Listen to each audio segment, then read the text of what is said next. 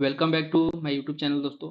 आज मैं आप लोग के लिए एसक्यूएल सर्वर में सिस्टम डेटाबेस लेके आया हूँ, जो कि हमारा लेक्चर नंबर 5 रहने वाला है।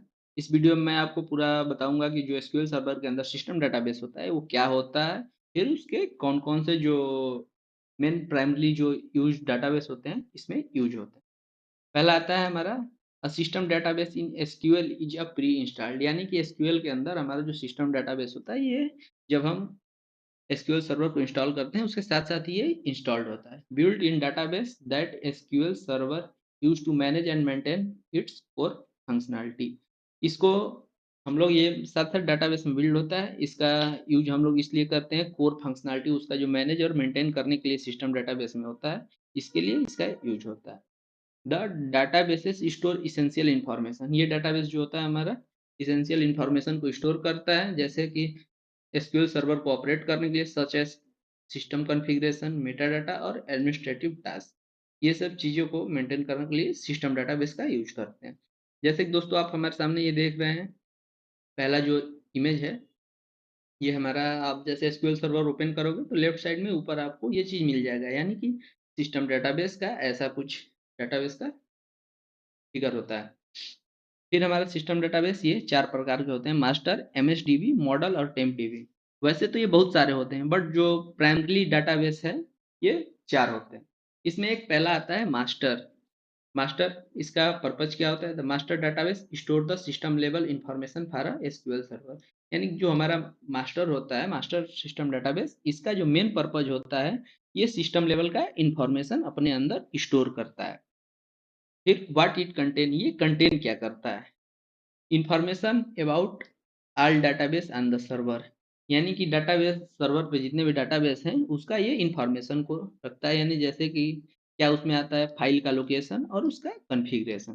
फिर आता है हमारा system wide configuration and login information, यानी कि ये साथ साथ कंटेन करता है सिस्टम वाइड कॉन्फ़िगरेशन और लॉगिन इन्फॉर्मेशन। यानी कि जैसे हम लोग एसक्यूएल सर्वर ओपन करते हैं तो वहाँ पे यूजर आईडी, सर्वर और पासवर्ड जो मांगता है, उस चीज़ में भी ये उसका डाटा को ये कंटेन करता है। Meta data unlinked server and system message, यानी कि मेटा डाटा जो हमारे सर्वर पे लिंक है और सिस्टम मैसेज को ये साथ साथ कंटेन करता है।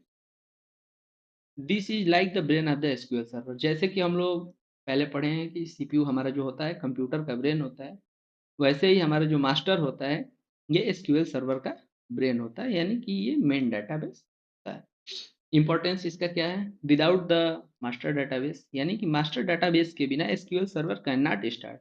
यानी कि जब तक कोई भी एसक्यूएल सर्वर में मास्टर डाटाबेस ना हो, एसक्यूएल सर्वर को हम इंस्टॉल कर ही नहीं सकते, because it hold all the meta data needed to boot up the SQL server. यानी कि एसक्यूएल सर्वर का जितना भी डाटा होता है ये सब यही स्टोर करता है, अपने अंदर होल्ड किया रहता है।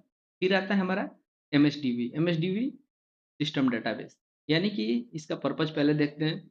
एमएसडीबी database is used by the SQL Server agent for the scheduling, alert and job and the other subsystem like backup, store and database mail। इसका जो मेन पर्पज है ये एक हिसाब से एजेंट होता है और इसका यूज हम लोग करते हैं शेड्यूलिंग, अलर्ट और जॉब और अदर सब सिस्टम लाइक जैसे backup, restore and data mail भेजने भेजने के लिए और बैकअप लेने के लिए और रिस्टोर करने के लिए एमएसडीबी के अंदर ये सब चीज़ें स्टोर होता है। व्हाट इट कंटेन, ये कंटेन क्या करता है? जॉब शेड्यूलिंग, यानी कि जॉब शेड्यूलिंग, फिर जॉब हिस्ट्री, यानी कोई भी जैसे हम लोग क्वेरी वैरी चलाए उसका ये हिस्ट्री को कलेक्ट करता है।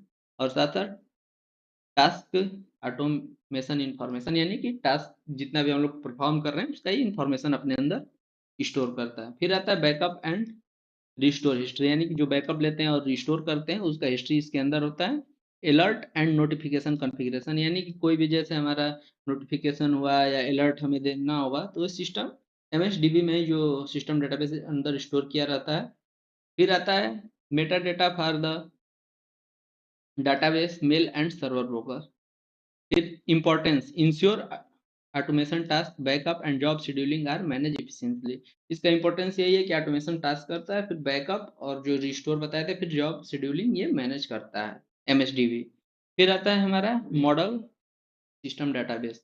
इसका पर्पज क्या होता है? The model database act as a template for a new user and define database create on the SQL. जैसे कि हम लोग कोई भी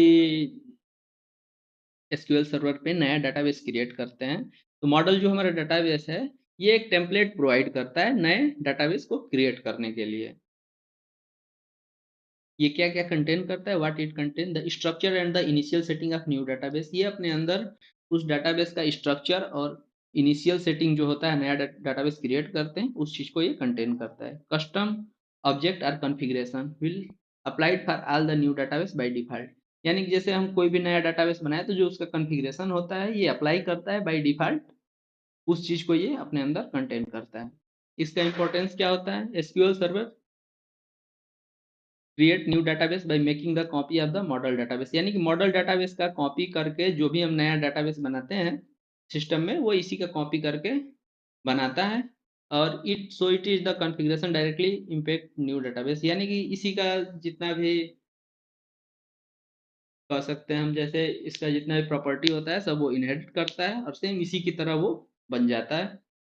फिर आता है हमारा टेम्प डीबी। इसका पर्पज क्या होता है? Temp DB database provider temporary work space for a temporary object such as temporary table और इमीडिएट क्वेरी रिजल्ट। यानी टेम्प डीबी यानी टेम्पररी डाटाबेस जो हमारा होता है, ये टेम्पररी वर्क स्पेस यानी कि एक स्टोरेज हमें प्रोवाइड करता है इस चीज के लिए, टेम्पररी ऑब्जेक्ट और टेम्पररी टेबल और इमीडिएट क्वेरी रिजल्ट को स्टोर करने के लिए। And various internal processing need, और बहुत सारे जो इंटरनल प्रोसेसिंग होते हैं, उस चीज को ये साथ साथ अपने डाटाबेस में ये स्टोर करता है। What it contain? Temporary object, temporary user object. यानी कि जो टेम्पररी यूजर ऑब्जेक्ट होता है उस चीज को ये स्टोर करता है, यानी कि टेम्पररी टेबल और टेबल वेरिएबल। फिर आता है internal object created by SQL server. यानी कि जो भी इंटरनल ऑब्जेक्ट क्रिएट होता है, जैसे कि टेबल के अंदर सॉर्टिंग और ज्वाइनिंग का काम, जो कि टेम्प डीबी में हम करते हैं।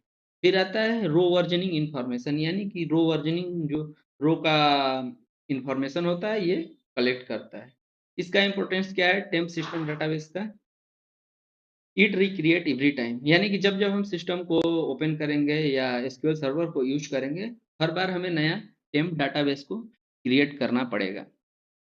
दोस्तों, अगर आपको हमारा वीडियो पसंद आया हो तो चैनल को सब्सक्राइब करें, साथ साथ बेल आइकन दबाएं, जिससे हमारे अगले वीडियो की नोटिफिकेशन आप तक पहुंच सके। जय हिंद दोस्तों।